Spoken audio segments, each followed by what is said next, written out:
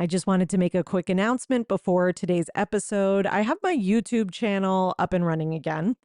For the longest time, I couldn't figure out how to sync it with my new podcast platform. But if you check out the Bravo Papers on YouTube, my channel is now there. So if you are someone who likes to listen through YouTube, I know a lot of people do that. Please do go and check it out there and listen. And even if you're not, please subscribe because it's a great way to support me and the show. Enjoy today's episode. Welcome to the Bravo Papers, a safe space for all us Bravo fans who love to analyze, deconstruct, and talk about our favorite Bravo shows ad nauseum. So join me, Bravo and Botox, and we'll catch up on all the Bravo news and read way too much into our favorite shows and Bravo celebrities.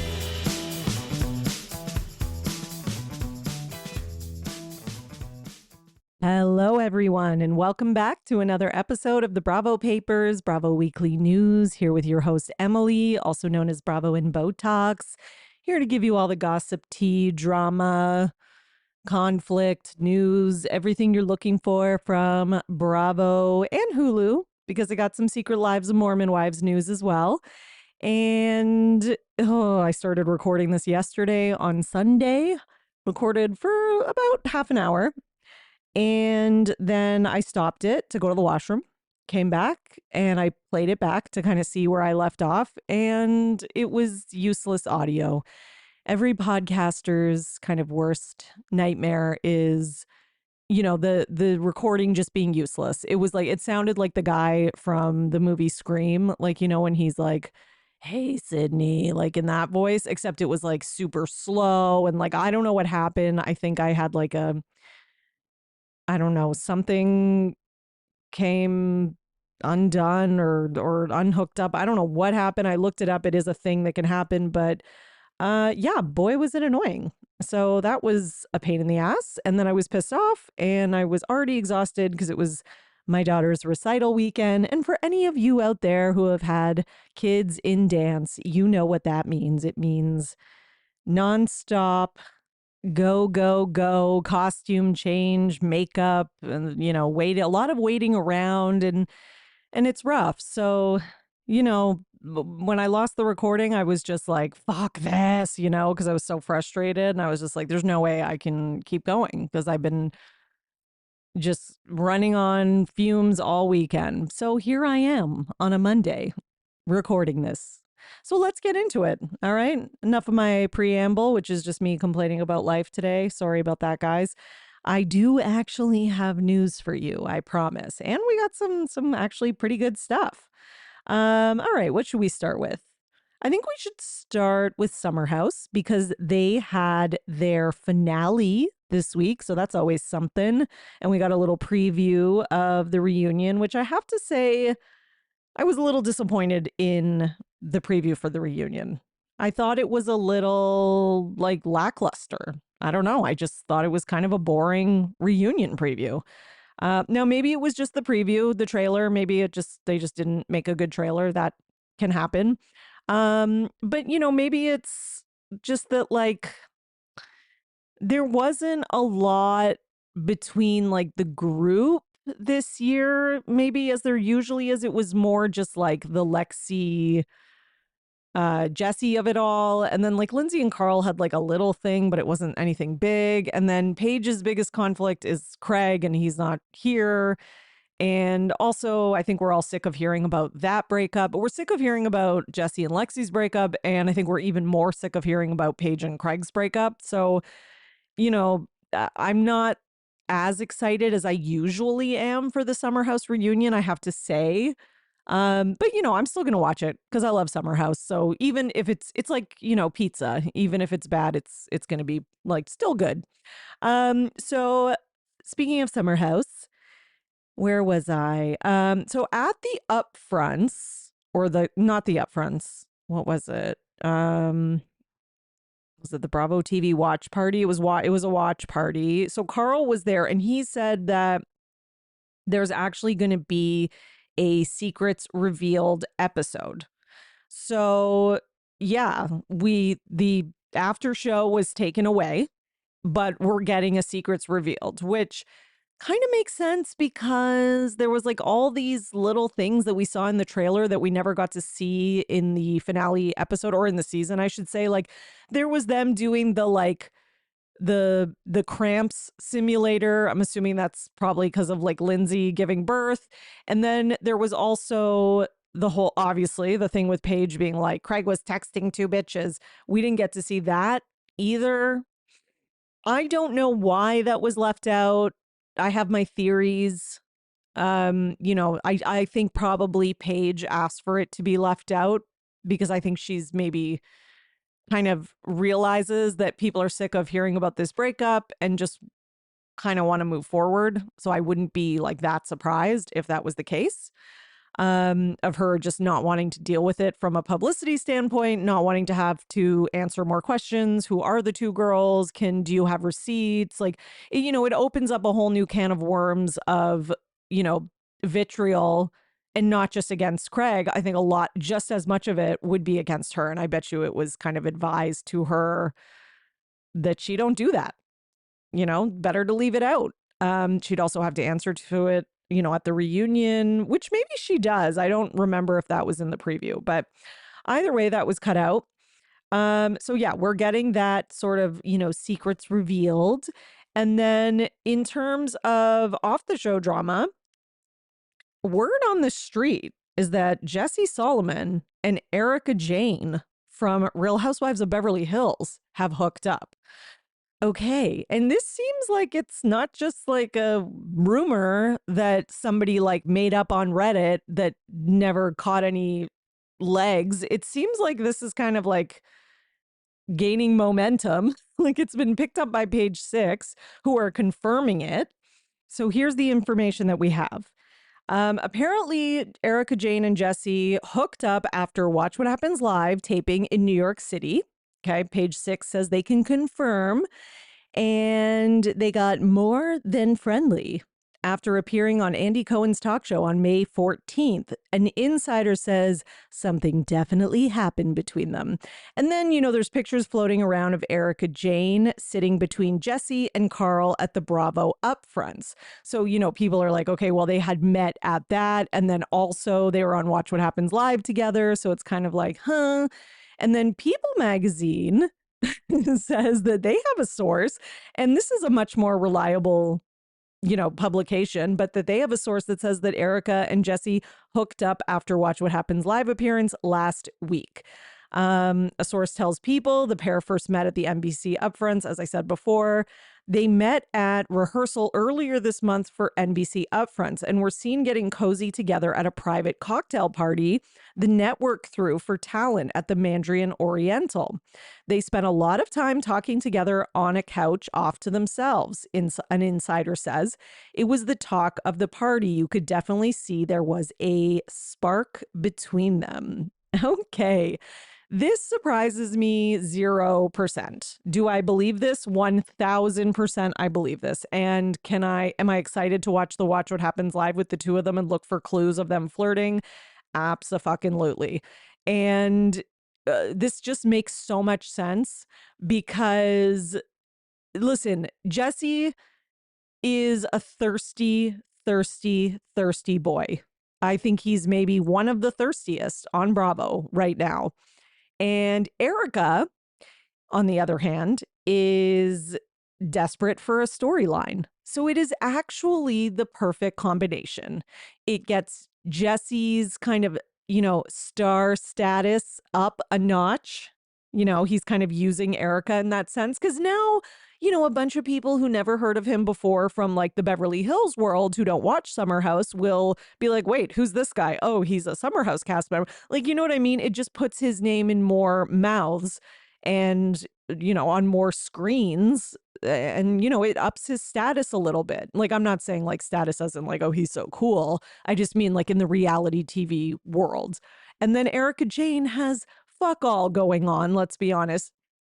No, actually, let me ride that back a bit. She does have stuff going on, lawsuits, etc., but she doesn't want to talk about any of that. She will do anything to not talk about any of that, including fuck Jesse Solomon. And for her, that's probably not that much of a price to pay because she's probably like, yeah, he's cute. He's way better looking than Tom Girardi.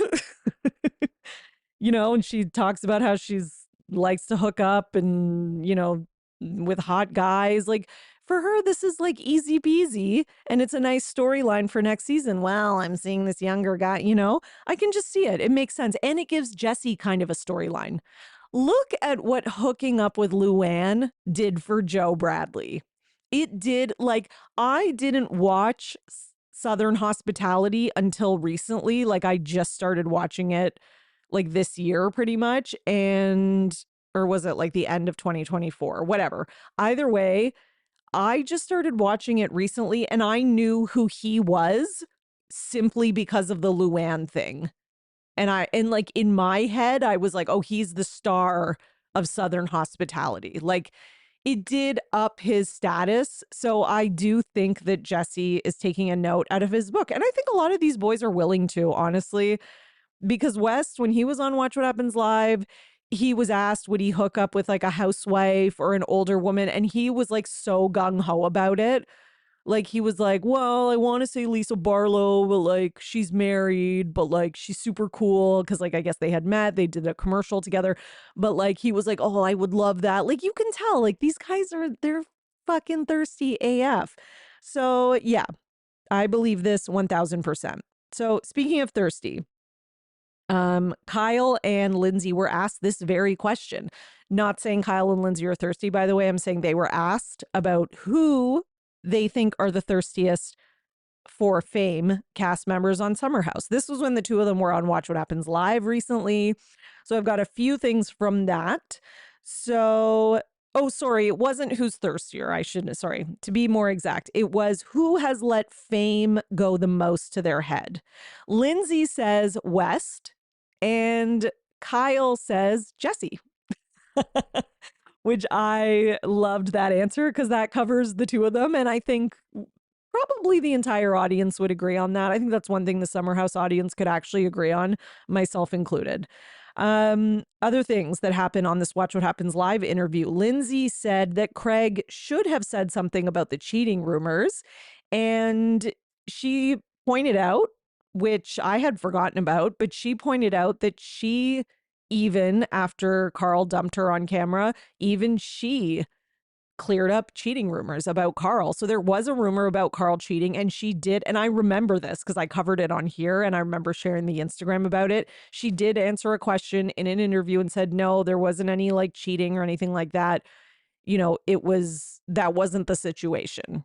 So yeah. So listen, I see what she's saying. Now, so she was just kind of like, even though I was mad, I did shut that down. Now, Kyle says Craig is acting immature about it and that he even checked in on him with like a really nice text, which Craig never replied to. And then Kyle says, Andy and Lindsay kind of joke it's like a Cold War between Summer House and Southern Charm. And Kyle says, well, not really, because like he still talks to Austin and Shep. But he doesn't understand why Craig can't just be cool about it, why he has to like unfollow everyone from the Summer House cast and like etc. And why he isn't like speaking to any of them. And he's like, what are you like in grade school, right? So clearly they have their opinions. Listen, I'm sure Craig would say I'm the one who got dumped. So when people are kind of like, making me out to be the bad guy, yeah, I'm gonna like unfollow them, etc.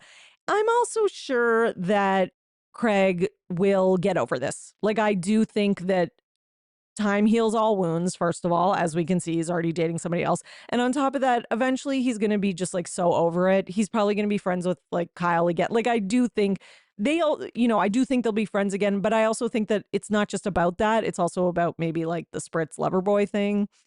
So yeah. Now, the other thing I have to say, though, is that there is maybe a difference between like the Lindsay Carl cheating thing and this. The difference is that I don't think Lindsay really thought Carl cheated. Lindsay didn't even believe this season that he had sex with whoever that girl was. She believed that maybe he was like texting that one girl, but I think that Lindsay knew it wasn't about cheating and felt sure of that, which is why she shut it down. You could argue that Craig didn't shut it down because he believes that she cheated. And why, if you really believe that someone cheated on you, you don't want to look like the idiot who shuts it down and then it comes out later that it's true or whatever the case is. So, it's not exactly comparable. I just need to point that out.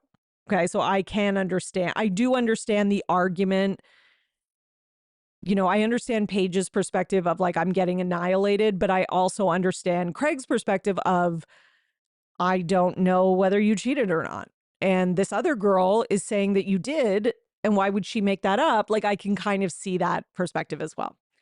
Okay, so Lindsay says that Jesse was flirting pretty aggressively with the girls in the finale and that it's just wasn't nice to do in Lexi's face.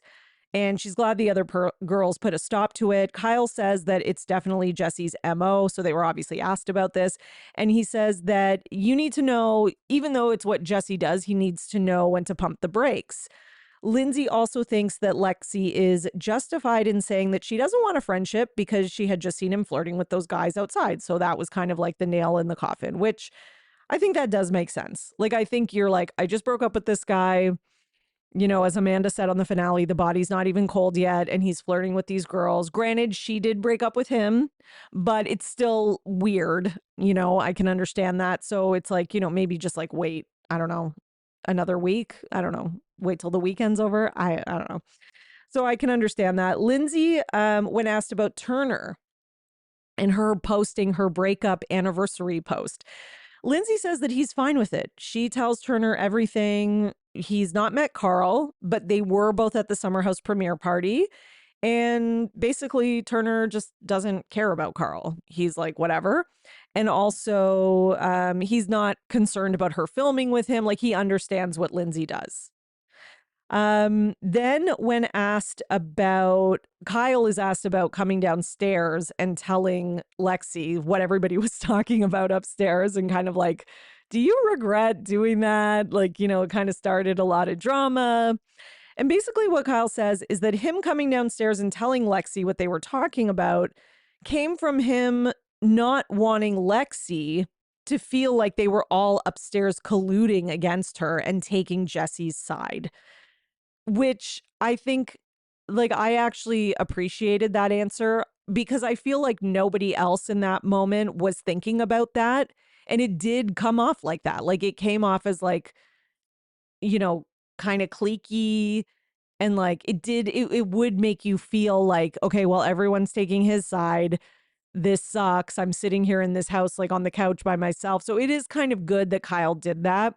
I also think it's kind of what separates like Kyle and Lindsay, for example, from the rest of the cast in terms of like just knowing how to play these situations while still kind of acting authentically. You know what I mean? Because then Kyle says that the other reason was just actual confusion because he didn't realize that they didn't talk about Sierra in the breakup, that when Jesse was upstairs referencing Sierra, he was talking about like a conversation from like a week ago or whatever, right? So Kyle was like, okay, so like what are we doing? What's going on here? And he said he genuinely was confused, which I do believe based on watching him in that episode.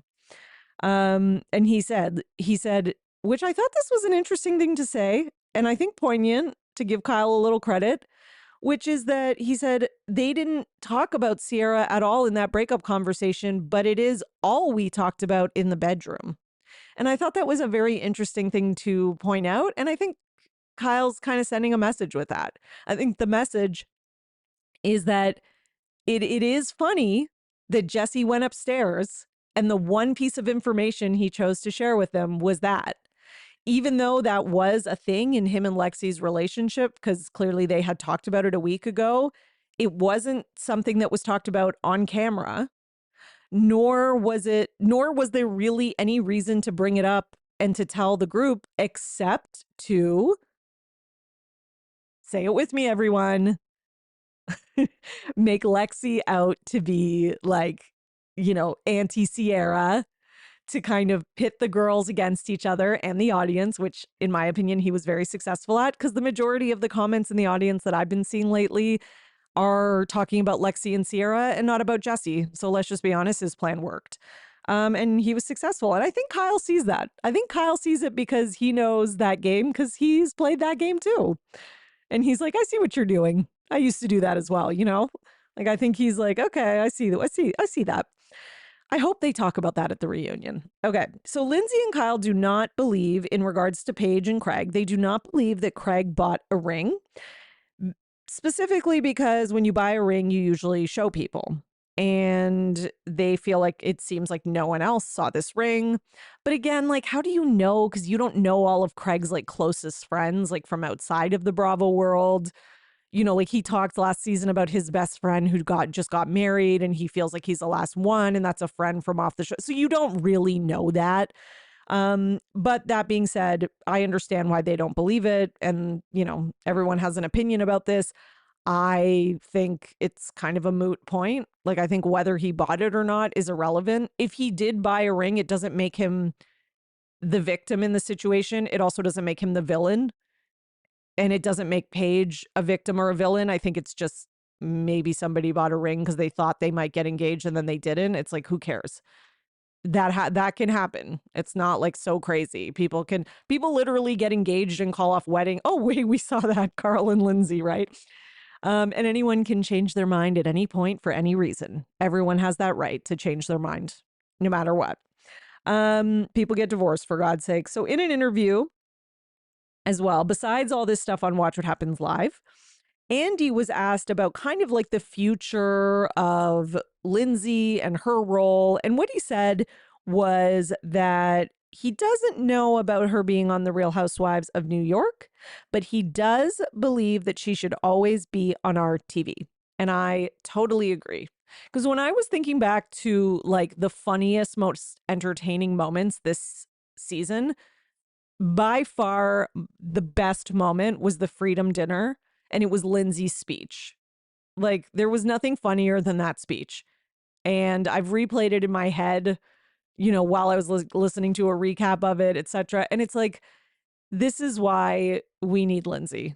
Okay, so I agree with Andy. I'm with you. Meanwhile, Lexi is still doing interviews. Listen, I don't begrudge Lexi the feelings that she has. And I think the feelings that she has are that of like, everyone is misunderstanding my family, everyone is misunderstanding me, and everyone is misunderstanding just how much Jesse has lied, basically. I don't begrudge her that. I think she's probably feeling frustrated. But what I do think she's handling wrong is talking about it nonstop. Because when you are oversaturated in the press and you're constantly talking about it, number one, it starts to come off a little like thou doth protest too much, and it gives people more things to question and pick apart. And then number two, and more simply, people just get sick of it, and then they start to hate you, even if you didn't do anything wrong. Whether you did something wrong or not, people just start to get annoyed because they don't want to hear from you this much. And it's a little too much. Like, do one interview, you know, go on the Vial Files once or like some other podcast, but like the constant interviews, it is a lot. Like, sometimes there is a less is more. And like, maybe, I don't know if she doesn't have a publicist. I would assume she does at this point. She seems to like kind of live her life as though she's like a big celebrity in her own mind, which, listen, let her be delusional in that world. I don't care. It's not hurting anybody, but I would say that, you know, I don't know who's representing her, but they need to be like, okay, it's time to shush. Save some stuff for the reunion too. Because like by the time the reunion comes, people are just going to be like, oh, we have to hear this girl again. Da, da, da. Like, it is getting a little like that. And I'm like on Lexi's side for most things. But even I'm like, okay, it's enough. It's enough now. Like, I don't care anymore. And I feel the same way about like the Paige and Craig of it all. So I'm glad they've stopped talking about it as well. Okay, so, and I know we are going to hear more about it from Paige, but that's just kind of the timing of Summer House. So that's a little different. So Lexi was on the Not Skinny But Not Fat podcast, and she said that basically the whole thing about the US Open. So I obviously am not going to cover everything she talked about. I just pulled out kind of like two things that I think are worth mentioning. So in terms of the US Open, she says it does happen over the span of a week. So she said that there was most days she was not available to go, but there was one day that she was available and Jesse did not invite her. Instead, he invited like a random friend, and Sierra happened to also be there that day. So she said that when she said that to Jesse about being annoyed, she was like annoyed that he didn't invite her on the day she was available, instead invited some other friend. And then he's also there hanging out with Sierra, who he had been complaining about and continued to complain about while he was at the US Open. Like he was texting her being like, ugh, Sierra's being mean to me again. I don't like her anymore, like stuff like that. So she says that, you know, she wishes that he would have just invited her because she wanted to go. And then she also said, and Sierra ended up being there. So she would have had the opportunity to maybe get to know Sierra a little bit more, which I do believe that Lexi wanted kind of in with the cool girl group, which is like Amanda, Paige, Sierra. And I don't think they were going to be letting her in at any point, if I'm going to be honest. That's just my opinion. Some people might disagree. I'm not saying they were like mean or bullying, nothing like that. I think they were nice to her. But I don't think, and I think they defended her in the last episode with those girls. Fine, I'll give them credit when credit's due. But I don't think they're letting anyone in their clique anytime soon. I just don't. I don't think they want to. Like, that's it. Period. Stop. So I don't think they were letting Lexi in. I also just don't think like she doesn't really even fit in with them. Like, I'm not even defending them. I'm just saying that's just kind of a fact. But whatever. I don't want to get into all that. If you want all my opinion on all of that stuff, go to patreon.com/Bravo and Botox. I have my full recap of the finale and all my thoughts on all of that. So I do believe that she would have wanted to hang out with Sierra because I do think she wanted to get close to all the girls on the cast partly because she wants another season. Let's be honest. Like, I was going to say real and then I changed it to honest and it ended up being honest. Okay, so in regards to saying that Jesse was like, oh, well, we hung out with Lexi's family for like 3 hours. Lexi says that actually she and her sister and mom had tickets to a concert. Jesse was at her house hanging out and she was trying to kind of get him to leave because her mom and sister were coming and they were going to the concert. And Jesse was the one who requested to stay and hang back so that he could talk to her mom. So whatever, that happened. He stayed back. He talked to her mom for a bit and then they went their separate ways. And while she was out with her sister and her mom, he was texting her the whole time saying, I'm out with West. You guys should come meet out with us, etc., etc. But Lexi and her family had their own plans after the concert. So it was actually him who was pushing to hang out with them. And I do believe this. Number one, because it's very specific and it doesn't sound made up. And number two, because usually lies sound made up, first of all, but they're not this specific. And number two, from what I have seen of Jesse on camera, like in that hot mic moment, if you want to call it a hot mic moment or whatever. Sorry, my kitten just whines so loud. Oh my God, I feel bad, but I can't let him in because he's going to walk all over the keyboard. But in that hot mic moment, etc., like he does seem like kind of clingy and possessive. And it seems like West thinks that too. Like he's kind of communicated that a few times. So yeah, that's it for Summer House. Thank God. Let's go to, what do we have next? Let's talk about The Valley, the other show that is causing outrage amongst audiences. So, all right, where should we start? So our absolute favorite person, Janet, was on Watch What Happens Live. And she responds, so was Jason. The two of them were on together. So Janet responds to Danny calling her a toxic individual and said, somebody who's toxic is somebody who puts their hands on women without consent. I mean, I don't like Janet, but it's a good comeback. It's also something that no one can argue with, hence why it's a good comeback. It's also true. He did do that. So yeah, I don't know. There's not much else to say about that. Janet says, in with the whole closet thing, she's asked, can she be more specific about how much he drank in the closet, Danny? She says he had 3 glugs of tequila. And then she makes sure to point out that it was warm because she, again, I guess she's trying to say like, oh, if you would drink warm alcohol, then it means you're an alcoholic. Not necessarily. Or if you drink warm alcohol, you're like a desperate loser. I don't know what she's implying with that. Like, is it gross? Yeah. Do people do it and they don't necessarily have a drinking problem? Also, yeah, just because they're already drunk and they're just being idiots. In regards to outing Nia going to Al-Anon, she basically says she shouldn't have said anything. Now, this aired on the East Coast feed. And then it was actually edited out on the West Coast feed. So a lot of people have noticed, of course, that after this aired once and she was asked directly about it, she answers saying it is anonymous. She should have never said that. She apologizes, whatever. And then the West Coast feed airs and it's not on it. Now, from what I have, some people have like, I've seen theories about like it depends on the state, and in some states it's like you can say it and in others you can't, and et cetera, et cetera. I don't know exactly why it was taken out. I am assuming because it's anonymous. And like now we're talking about it again, and you are potentially spreading it to even more people. Like maybe that's why, because it is still in the episode. Like I watched the episode the other day on Hey You, and I watched it a few days after it aired, and that scene is still there.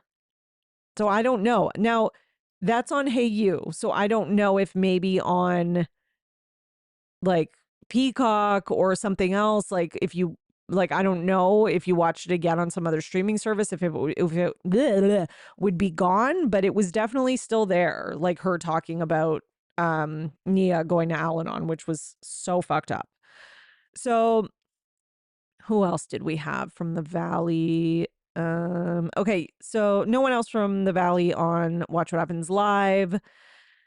Well, Jason made an idiotic comment about it being like not everybody hates Janet. It's like 40 people on Reddit. Yeah, no, it's like way, way, way more than that, Jason. Trust me. Okay. Just trust. It's like thousands on Reddit, and then also thousands on Instagram, and then also thousands on Twitter, and then also thousands on TikTok, and then also thousands who are not on social media. So it's a lot more than 40. Okay. Zach says in an interview with Virtual Reality that the reason he called out the girls of Vanderpump Rules with the whole James Kennedy thing was because he felt it was fake, because a lot of them had had all the information for a long time about James Kennedy. They didn't act on it. They didn't unfollow him. And then suddenly, when it was happening against a certain person, Allie, all of a sudden it was like popular to unfollow him. So then they did it. But when that stuff had happened to Kristen, is basically what he's implying. He doesn't say Kristen directly. They weren't like showing their support in that kind of like public way, which, listen, the man is not wrong. Like, I think a lot of people knew what was happening. And I think because they were on this show and they were making money on the show, and they knew that James was Lisa Vanderpump's little pet and that he wasn't going to be fired or going anywhere. And they knew that, they knew maybe it was not good for their career to bring it up. They were not saying anything. But then once the show was done and then it was like outed by that whole thing with him and Allie, and then the whole Tate brothers thing, it was like, finally they did something about it, it is pretty fucked up, I have to say. Meanwhile, Michelle was on the Vial Files podcast, and she says a few things that she says. So first of all, the night before the reunion, she says, suddenly Jesse changed. She says he decided to change, and he sent her an email. Well, he sent an email to her lawyer saying that he's tired of fighting and just wants to settle things and move forward. She says that she was also shocked because he went on Watch What Happens Live and said, "Oh yeah, Michelle and I are good." And she says he basically had all these PR answers, but it's frustrating because she knows it's not sincere, and he's made the whole divorce process a living hell up until now. And it's like all of a sudden, the night before the reunion, he's suddenly like, "I'm tired of fighting. Let's change things," which, yeah, it probably was calculated, which I have to say, that's kind of like the upside of reality TV, if we're going to be honest, is I do think that sometimes it forces men like Jesse to be on better behavior. Not always, but it's like, if he wasn't on TV and this was all happening, he wouldn't be thinking about his image and he would probably be like how he is, but like times a million. Like it would be worse. He would drag things out longer. But when everybody's watching, you're like, yeah, that looks bad. So maybe you know what I mean? Like, I bet you Michelle got her divorce sooner because she's on TV, which is wild when you think about it. But listen, this is not the first time. Look at Taylor from Real Housewives of Beverly Hills. I will never forget when Taylor said that she felt that being on the show would protect her.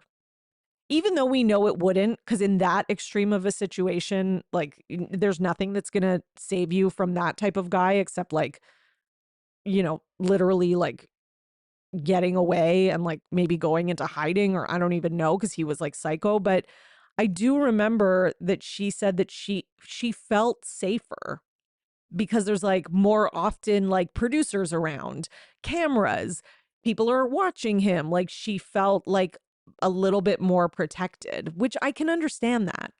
Like I can understand why she felt that way. Whether it was true or not is maybe different, but still. Um so yeah, even like I did see a tweet the other day that was talking about like Jax. And I hate to say this, but like there is a part of me that feels like if there wasn't cameras on Jax, that this whole situation with him and Brittany would have been even worse.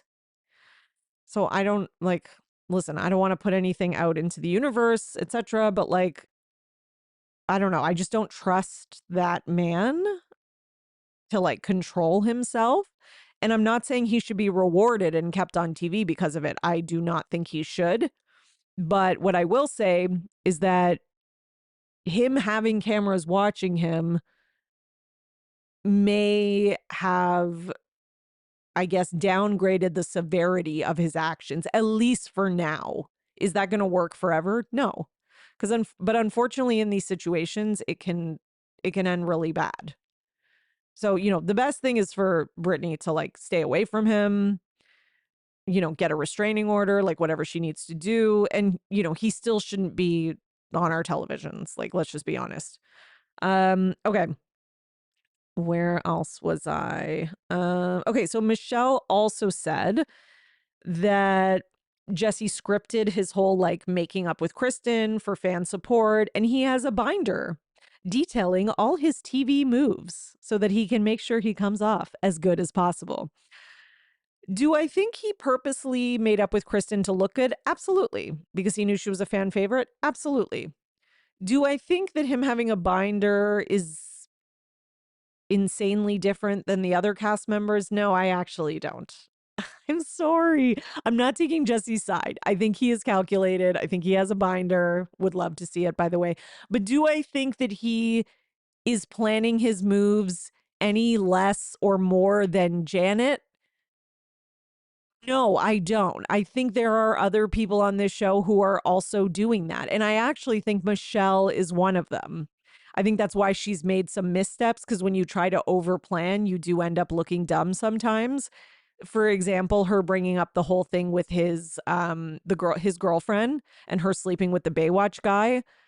That actually worked against Michelle, but there was no reason to bring that up, but she did, because she just was like, I have to throw everything at the wall to make sure the audience knows that Jesse's a loser. And it ended up kind of backfiring, because then some people were like, well, including myself, to be honest, we're like, why do you have to throw her under the bus? Like, And yeah, she has the right to send you a cease and desist because you are talking shit about her on camera. And exactly what, you said she's crazy because like her and Janet were like, she's crazy for sending a cease and desist. Can you believe her?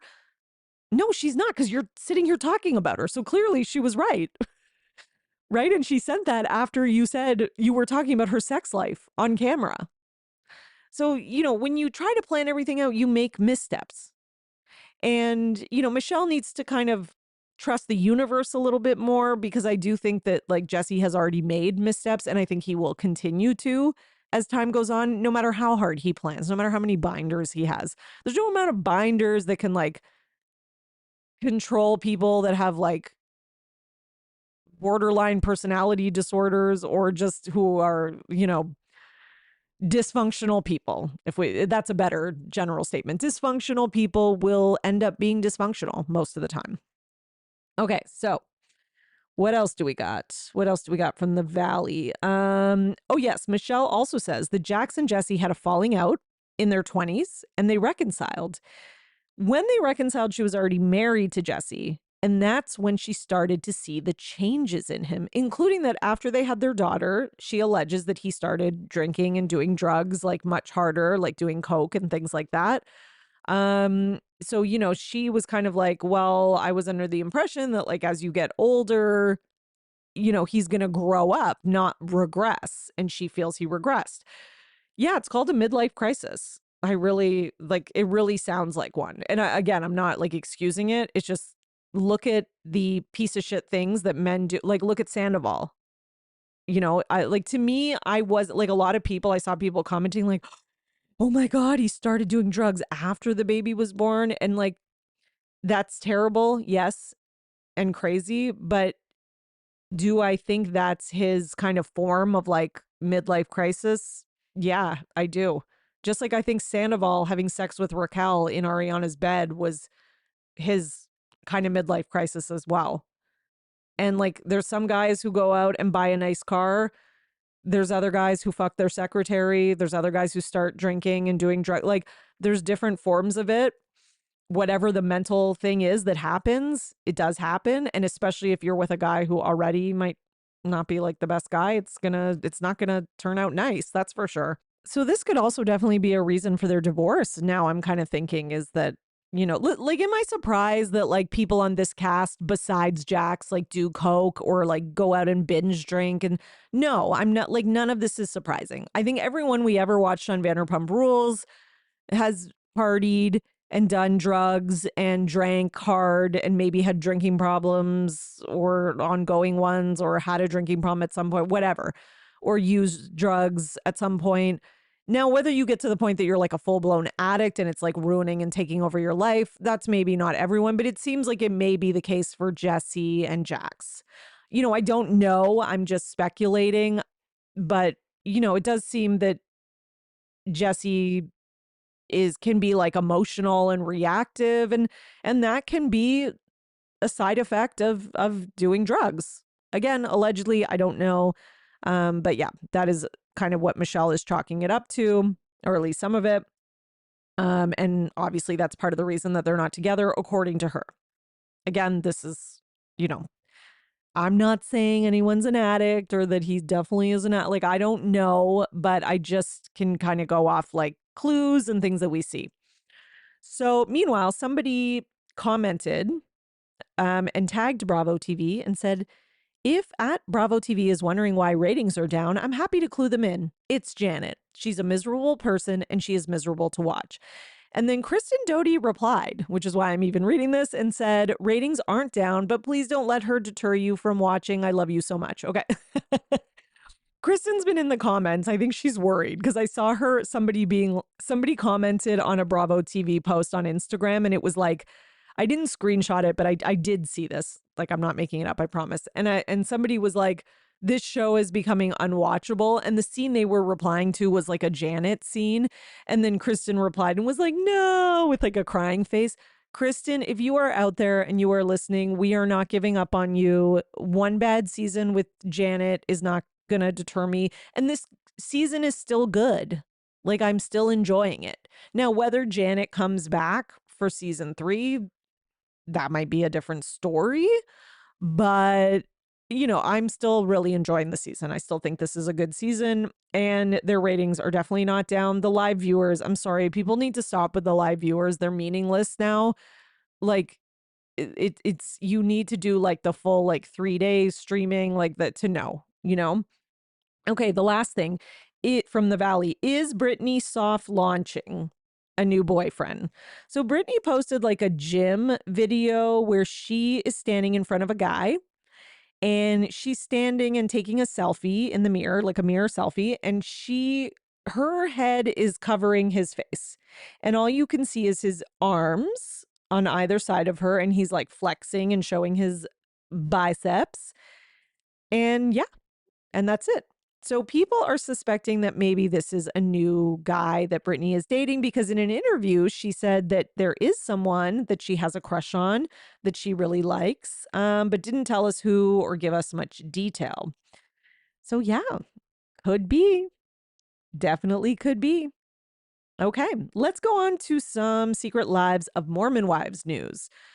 Okay, so first of all, Jessie admits that her marriage to Jordan is tricky after there are claims of her having an affair and she has been seen without her wedding ring. So Jessie was on the Vial Files and was asked about this. And she said basically reality TV is hard on a marriage and they've been through a lot, but she can't really talk about it right now because the next 10 episodes of the season are coming out in September. No spoilers, obviously. So yay for all of us who thought we might have to wait till next year. She also says that there was, so people are suspecting that she did make out with Marciano and that is why she's like having issues in her marriage or is maybe separated, or we don't know all the details yet. Now, the other thing is that she says that there is more to the story when it comes to the whole Demi thing with Marciano. So she says that they were there at Vanderpump Villa. They saw things, and there was a lot more that happened than the viewers saw. She said, let's just say she got a very good edit on Vanderpump Villa. Okay. Um, but yeah, so I have a very, very strong feeling that we will be hearing about this on the next 10 episodes, which are filming right now, by the way. Production has already started. Now, Marciano took to TikTok and he said that there was a Hulu event and that a certain Mormon housewife pushed for him to not be there because she didn't want him to be in the same room as her husband.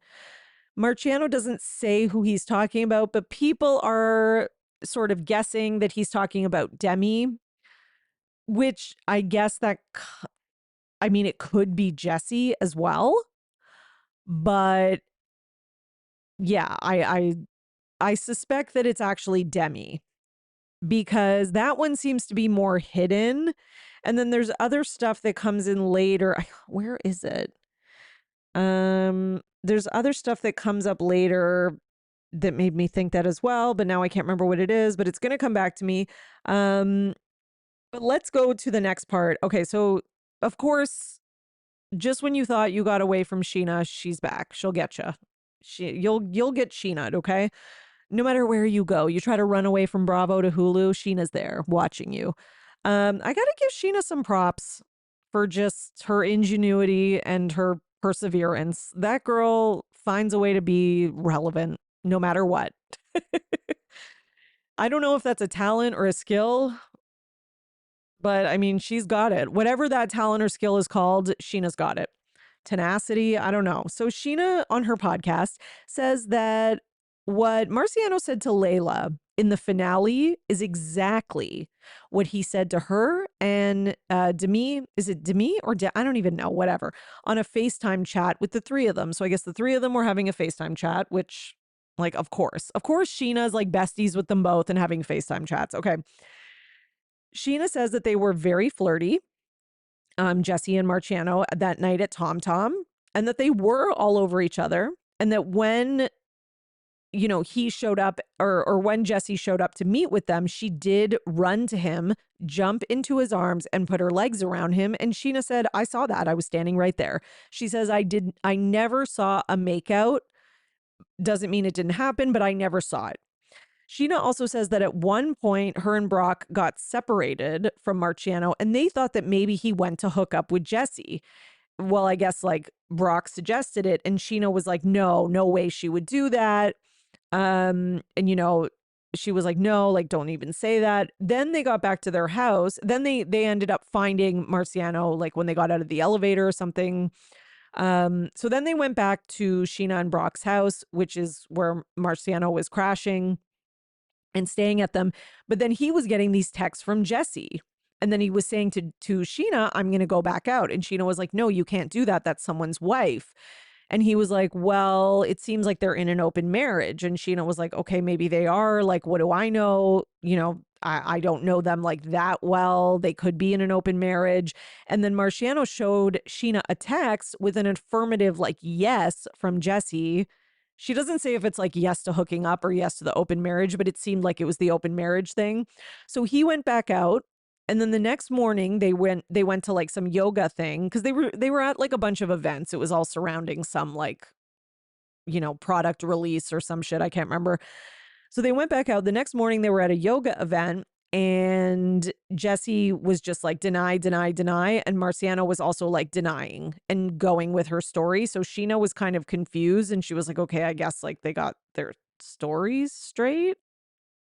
So, or like I don't know. That kind of to Sheena is Jessie sort of like, admitting that she's not in an open marriage. Okay. But clearly Sheena is team Demi because she has no problem spilling all this tea about Jessie. But, it's also for relevancy. It's for podcast ratings. Like it's for all that stuff. Okay.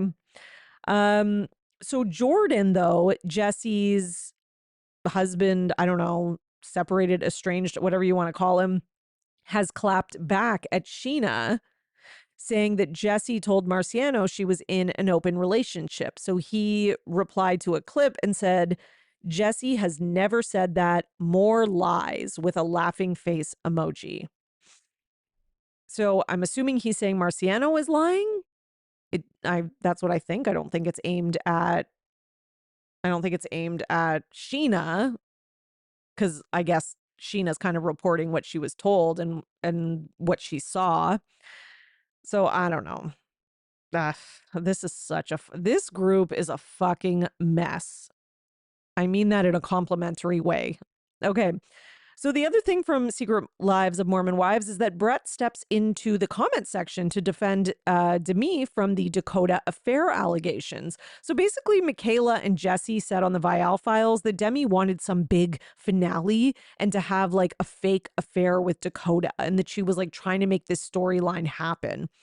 So this has been floating around, and these obviously, because two of the cast members said it, a lot of people believe it because Demi has come off as nothing but the thirstiest human ever on season 2. But Brett in a comment said this whole thing is so blown out of proportion and ridiculous. Demi made a sarcastic suggestion while participating in a conversation that the producers asked the cast to have to brainstorm possible cliffhangers for season 1. All of the women were throwing out ideas. Another woman on the cast suggested that we pretend like some of us are currently swinging. Most of the ideas suggested were far-fetched and said as a joke.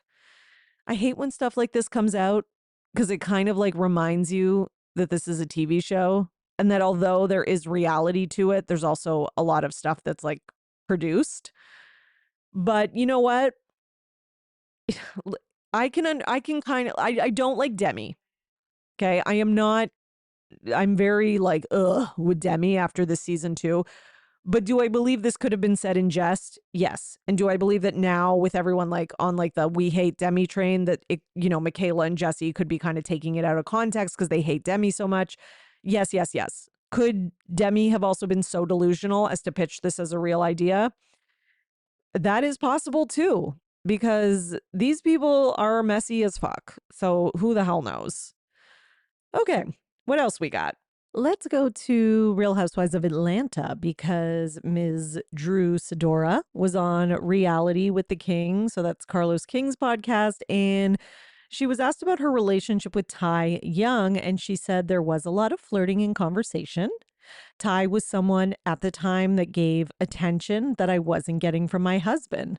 So Drew reveals in this interview that basically, she wasn't getting the attention from her husband, but also that he wanted an open relationship, which of course he did. Of course, Ralph wanted an open relationship because he was already cheating left, right, and center. So he was like, well, if I have an open relationship, then I don't have to hide the cheating. I can just go do what I want and then I can't get in trouble. And we all know that's what he wanted to do. And listen, if Drew strayed from the relationship, I can't be mad about it. I'm sorry. Like, this man is terrible and he deserves everything that Drew did to him. I stand on that, in my opinion, of course. Drew also talks about Shamia and says Shamia opened up to her and Angela about her issues with Portia, specifically with Portia not attending her wedding, not congratulating her on getting a peach. Ooh. Or taking her out to celebrate. Of course, she didn't take her out to celebrate because Portia's not happy about it. Portia doesn't give really a shit about anything good that happens to anyone unless it's herself. So if you're getting married or you're having a baby or you're getting a record deal or you're getting on the Real Housewives of Atlanta, like, you think Portia's going to be the one first in line celebrating, throwing you a shower? Like, Nene said years ago, and I think she was right about this. I'm not saying Nene's right about everything, but she was right about this. She said that Portia doesn't know how to be a friend and she expects you to be there to listen to all her problems and to give her all the attention when she needs it.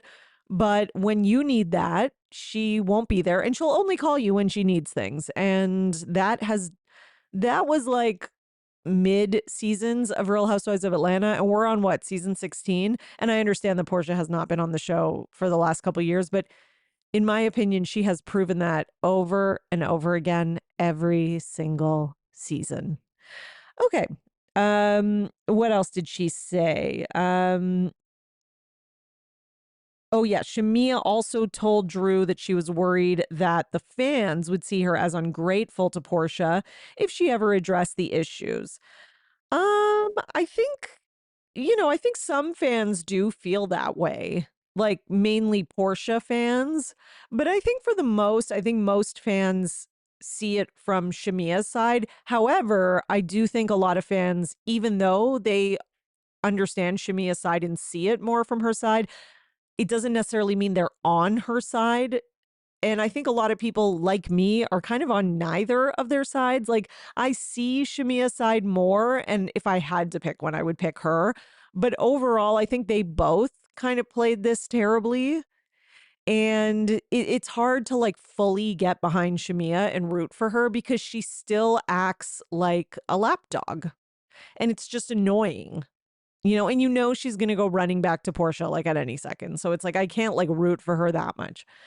So Drew also speaks on whether or not she's attracted to Dennis, Portia's ex. She says, I like biceps, not bellies. She said basically that Portia was brought on this season to bring a storyline that she wasn't able to deliver. Okay. She says Portia is not a girl's girl. She's not a good friend. And she was a fan of my music before the cameras were up. Dennis would call her while at the studio. Okay. So basically, Portia was supposed to deliver the divorce storyline with Simon, but because of all the shenanigans that Simon pulled, she wasn't able to deliver that. So this is her like instead storyline. And Drew was kind of saying like, there's nothing with Dennis and I, and Portia was like supportive of this before cameras went up. Okay. Listen, Drew does lie. So I'm taking everything Drew says with a grain of salt. Some things I believe just because they make sense. That one could go either way. Like, in terms of like calling Portia a fan, that might be a little bit of a stretch, Drew. in terms of her knowing, like she could have known they were working together and not care, but then got upset when she found out they were no longer just working together, it was going to be actually filming. So, there could be like it could be kind of somewhere in the middle, I think.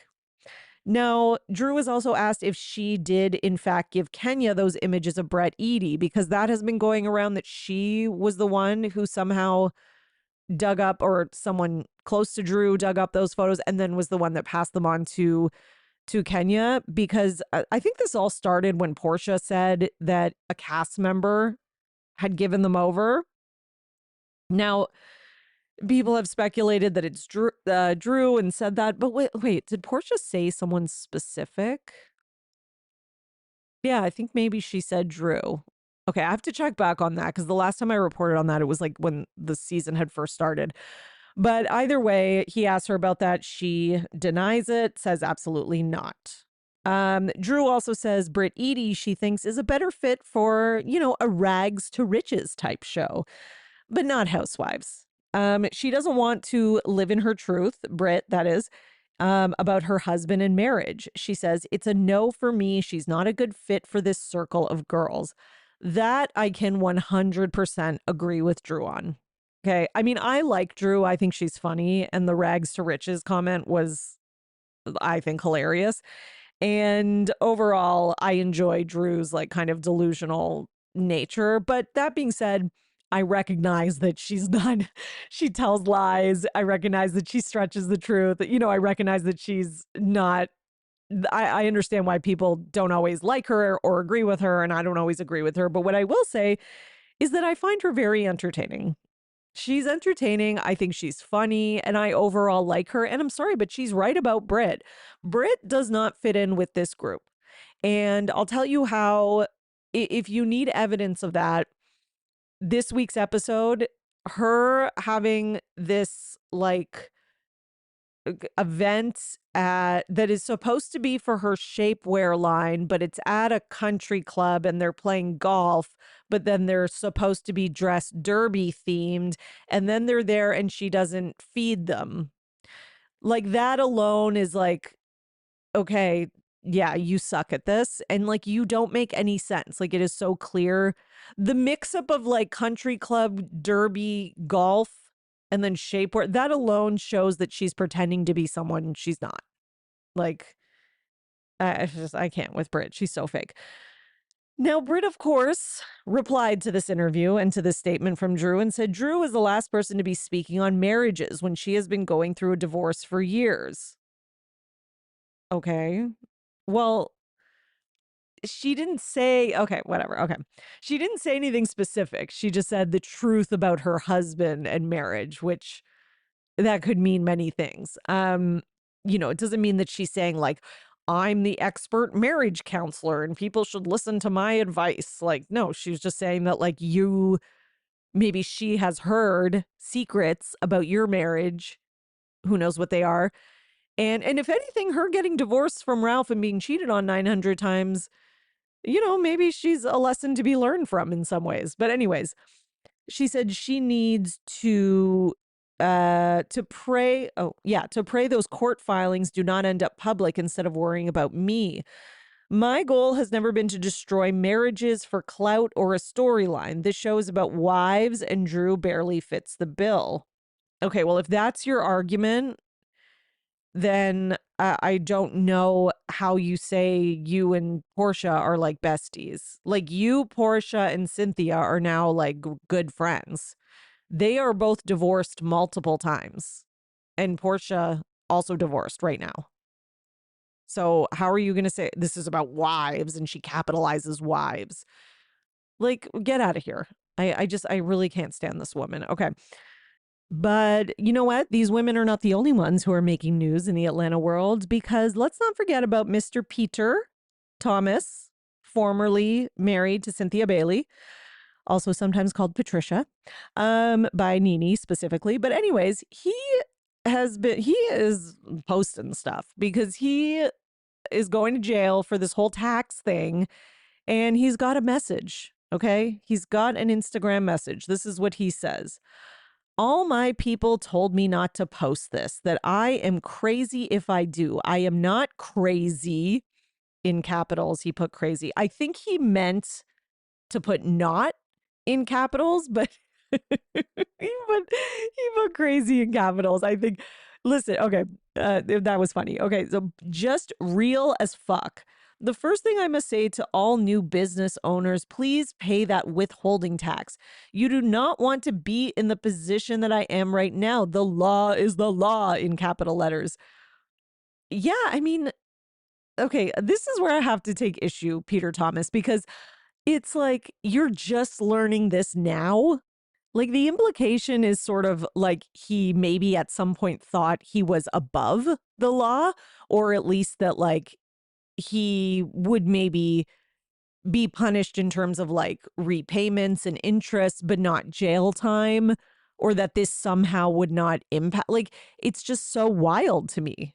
Like it's not like he's some huge celebrity, like I don't know, like celebrity or politician or like, member of some influential rich family for generations where, he might reasonably think he can buy his way out of something like this and get away with not paying taxes. Like you are, a businessman, yes, like a small business owner.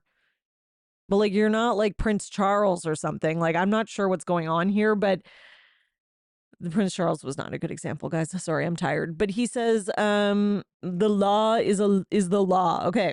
We know. It sucks that it took you till now. And I don't even know how old Peter Thomas is now. I'm assuming he's in his 60s, I would say by now, but he's got to be, right?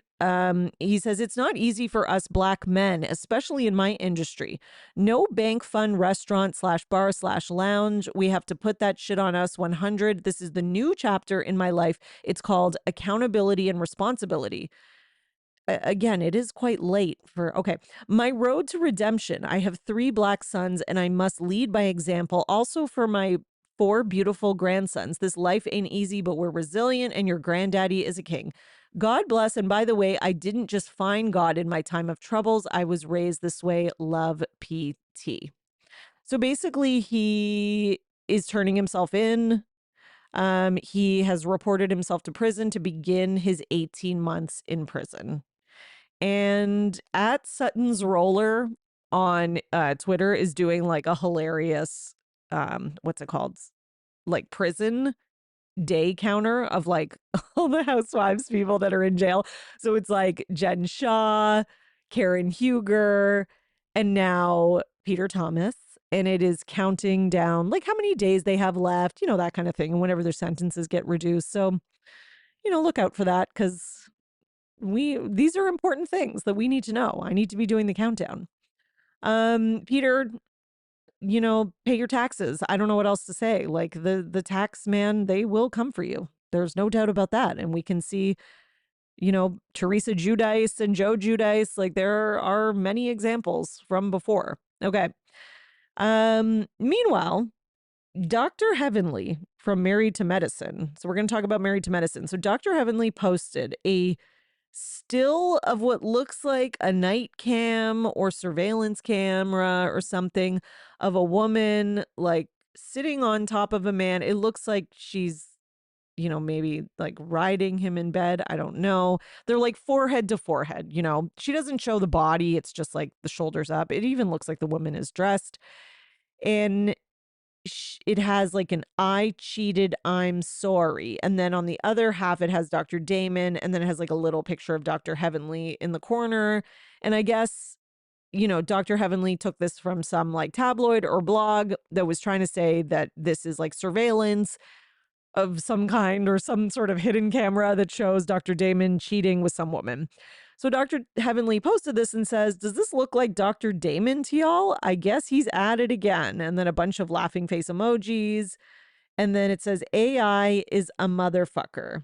But like not written out like in like AI is a MF.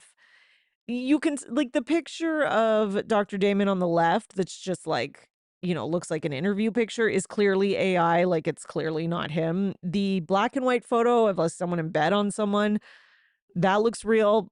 Whether it's Dr. Damon or not, like, it is impossible to tell. And the majority of people in the comments feel it doesn't look like him, the hairline is wrong, etc., which I can see that. But again, like it proves nothing. So either way, so but again, sometimes I just feel like it's better to ignore stuff like that. But at the same time, I will say that the majority of the comments were like supportive and like, no, that's definitely not him and da da da. So maybe, maybe Dr. Heavenly knows what she's doing here. Meanwhile, I totally forgot to put this in the news. I meant to put it in last week, I think I meant to put it in, which is that Sweet Tea is leaving Married to Medicine. So she says that, I don't have the thing saved that I had, but basically what she said is that, it's not meant to be, and like there's like better things on the horizon, like the cliche lines that people give when they get fired. She, of course, doesn't say she's fired, but she does say that she's not going to be returning and that she's got other things on the horizon and all that kind of stuff. And she won't be missed. I'm not going to lie. I didn't even like mind her that much, but I just don't need Dr. Greg there. I can't with him. Like he needs to leave. And I don't know, like I just think that whole attempt at bringing him back was a disaster. And, I think it just kind of put like some darkness on last season because the way he spoke to her and everything that happened with him in quad, it's like, why are we allowing this man back on TV? Like, I just don't. Him and a few others on Bravo, Jax, need to stay away. Okay. What was our other news? Oh, yes. We have some news from just the general Bravo world, which is that we've all heard about Real Housewives of Rhode Island. Okay. This new show that's coming. Now, on top of that, we are hearing some pretty rampant rumors that Dolores Catania is going to be joining Real Housewives of Rhode Island and that she's actually moving there. Now, when I first heard this, I'm not going to lie, I just kind of chalked it up to like, like an internet gossip story because casting rumors are always ridiculous, insane.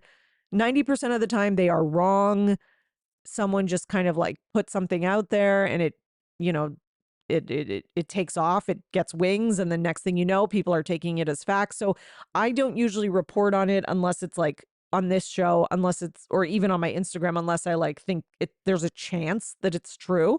So even this one, I didn't share anything about until I started to see it, until I saw that number one, Dumois got a blind about it, which I don't look at Dumois as like this reliable source or as somebody that like, oh, well, Dumois said it, so it's true, etc. But this is something that could be possible, potentially. And I have heard it from a few people who this could be something. But what I will say is that basically, okay, here's the blind. So Dumois talked about it on her podcast, which also made me feel like, okay, maybe there's a little bit more to it. But anyways, she said, again, that doesn't prove anything, I know. She says, so this is somebody who sent this in and said, Anon, please, Rhode Island is so, so, so small. Now that the new season has been announced, let me give you the tea on the rumored cast. Let me start off by saying Rhode Island is extremely small, and this cast is like 99% confirmed via word of mouth and huge social media context clues. I personally am connected to a couple cast members. Liz McGraw, late 40s. Her and her husband own a dispensary in Providence and are very wealthy. They also were named in a criminal investigation with another well-known drug dealer in Rhode Island who has a current case open. It won't be hard to find with a simple Google search. She's a little older than some of the other girls, but considering her wealth and popularity in Rhode Island, she should be good TV. And then there's like a link to like a news article about that person. And then they start talking about someone else named Rosie Wood, who's in their early 30s. And they give some information on basically a bunch of cast members. And part of that is hearing that Dolores is moving there and is going to be one of the cast. I don't really need this. Like, I'm not against it, but I'm not like, I don't need it. So like, like the reason I kind of believe it, to be honest, is because she won the Traitors.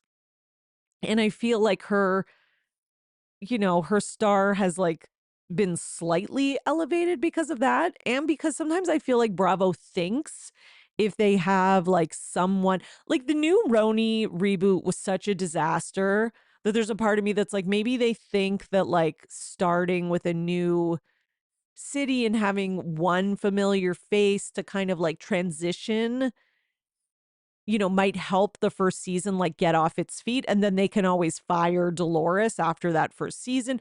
Or maybe the truth is more like something like Dolores is just going to go in to like, kind of help introduce the women. Maybe she like is close friends with a couple of them, but like she's not going to be, she'll be like kind of a guest, like not like a permanent, because sometimes like there's like smidgens of the truth in it, or it's just complete bullshit. So I don't know. But what I will say is that, I don't think that we really need somebody, though, from New Jersey to go over there. I don't know if they feel as well. Oh, yeah, this was my other reason for thinking it could be true, is because people will not stop asking about New Jersey. So there's a part of me that's like, well, maybe they're getting so annoyed about that. I know Andy is, because the last interview I saw with him, he seemed annoyed about that. But I'm just saying that, maybe they're just kind of like, this will shut them up for a minute, you know, just give them like a little bit of Dolores over here and see how that goes. And then, go back this way. I don't know. Just me spitballing ideas. I have no facts about any of this. Okay. Last topic we're going to talk about today is going to be, wait, where is it? Oh yes, Real Housewives of Beverly Hills. Nothing too huge here, but just an interview with Kathy Hilton where she says and states there is no replacing Garcelle. She said, I love and adore her. I called her, obviously, right when I walked off the set from the reunion and spoke to her. And then we ended up having dinner with a friend like 2 days later. And I tried to not bring up too much because I just want her to know that she's very loved and will be missed. And everybody was shocked. I haven't asked what caused Garcelle to walk out because I just don't want to push. We all can read all these things, but I think it's everybody just assuming this or that, she added.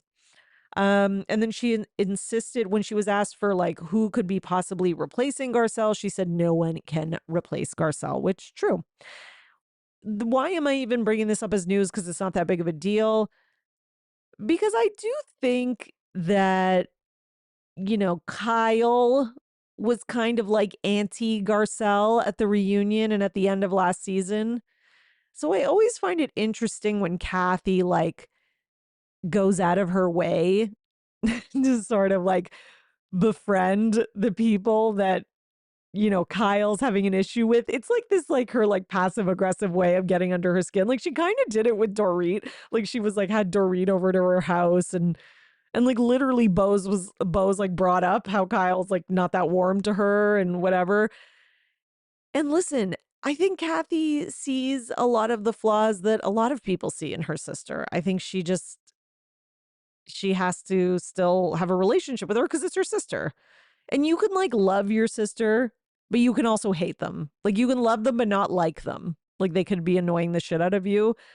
So there's a part of me that's like, yeah, I bet she did go out to dinner 2 days later with Garcelle. And I bet you they shat talk, is that a thing? They shit talked Kyle for 3 hours and I wouldn't blame either of them. And I would have loved to have been there or been the waiter or whatever the case was. Maybe they probably did it somewhere more private, but either way, love it. I love making up this narrative in my head that I have no facts about, that they went out to dinner just to talk shit about Kyle Richards. Cause I mean, who isn't that going to cheer up today? Really? Okay, everyone. I think that's all we got. I think we're done for the day. All right. So you are now in the know for everything Bravo and for lots of bonus content, including Bravo Weekly News ad free. Head over to patreon.com/Bravo and Botox where you can subscribe and get some bonus episodes and some ad free listening. Okay, everyone. Thank you so much for your support. Please rate, review, subscribe, all that good stuff. Follow me on Instagram at the Bravo Papers. And my YouTube channel is like up and running again. For the longest time, I didn't have it going. And because I couldn't like figure out how to sync up like the podcast server I was using with YouTube, and now I have it synced up. So if you're a YouTube person and you like to listen through YouTube, they're there. You can find them. Just search the Bravo Papers for my channel. Okay, everyone. Till next time. Bye. Thanks for listening, everyone. Your support really means everything to me, and this show wouldn't be possible without you, the listeners. So please, if you enjoy the podcast, leave a 5-star rating and subscribe so you don't miss an episode. For more, you can join my Patreon, patreon.com/bravoandbotox. And for $5 a month, you'll get 4 extra podcast episodes a month. You'll also get early releases of Bravo Paper episodes and more. Please also subscribe to my YouTube channel at The Bravo Papers and follow me on Twitter, Instagram, at Bravo and Botox and at The Bravo Papers. If you'd like to buy me a coffee, you can at buymeacoffee.com/Bravo and Botox. Send your love through some much needed caffeine. And any guest that was on today's episode will be in the show notes, all their social media and contact information. So thank you so much, everyone. Keep overanalyzing Bravo.